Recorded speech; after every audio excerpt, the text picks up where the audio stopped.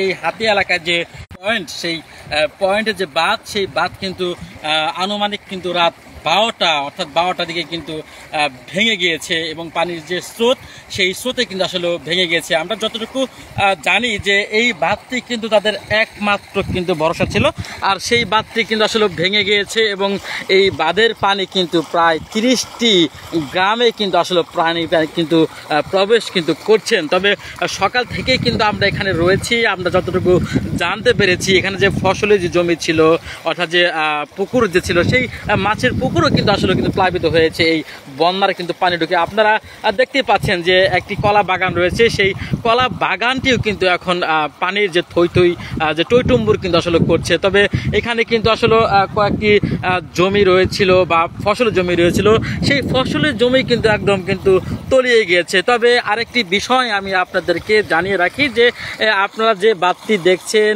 সেই বাঁধের যে মানুষ তারা এই বাঁধ দিয়ে কিন্তু আসলে চলাচল করতো। এখন কিন্তু আর সেই মানুষের যে ভরসা, সেই ভরসা কিন্তু নেই বললেই চলে।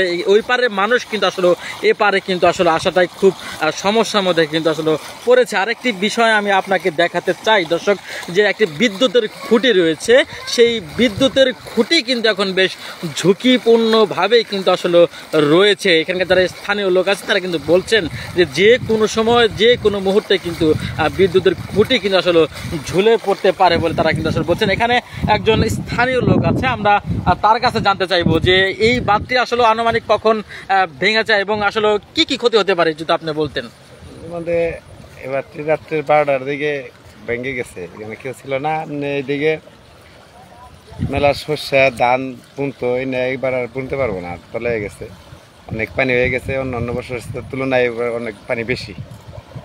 তো এই দর্শক শুনছিলেন যে বিভিন্ন ক্ষেত রয়েছে অর্থাৎ সরিষা এবং পাট ক্ষেত কিন্তু এগুলো কিন্তু আসলে তলিয়ে গেছে। তবে এখানকার যারা স্থানীয় লোক আছে তারা কিন্তু বলছেন যে তাদের একটি অভিযোগ রয়েছে, এখানে যে বল গেট অর্থাৎ যাকে বলা হয় ড্রেজার, সেই ড্রেজার দিয়ে কিন্তু আসলে বালু উত্তোলন কিন্তু আসলে করা হয়, তাদেরও কিন্তু একটা আসলে কিন্তু অভিযোগ রয়েছে। আপনারা দর্শক দেখতে পাচ্ছেন যে যেভাবে যে পানি হুর হুর করে কিন্তু বাড়ছে, সেই পানি কিন্তু আরও রূপ কিন্তু আসলে ভয়ঙ্কর থেকে আরও ভয়ঙ্কর কিন্তু আসলে হতে পারে। যে আসলে বেলা যত গড়াবে, রাত যত হবে, তত কিন্তু আসলে এই যে হাতিয়ার যে বাঁধ, সেটি কিন্তু আরও ভয়ঙ্কর হয়ে কিন্তু ভাঙতে পারে, আমরা যতটুকু জানতে পেরেছি। তবে স্থানীয় যে যারা রয়েছে তাদের যে দাবি যে এখানে যে চেয়ারম্যান মেম্বার অর্থাৎ যে এমপি পর্যন্ত তারা যদি তাদের যে অভিযোগ, তারা কিন্তু বলছেন যে এই বাঁধটি যদি পুনরায় যদি সংস্কার করা হয় তাহলে কিন্তু সেই বন্যা থেকে কিন্তু তারা যে সুফল কিন্তু পাবে। তবে এতটুকু ছিল আমার কাছে টাঙ্গাইলের কালীহাতি হাতি এলাকা থেকে বাঁধ নিয়ে সর্বশেষ।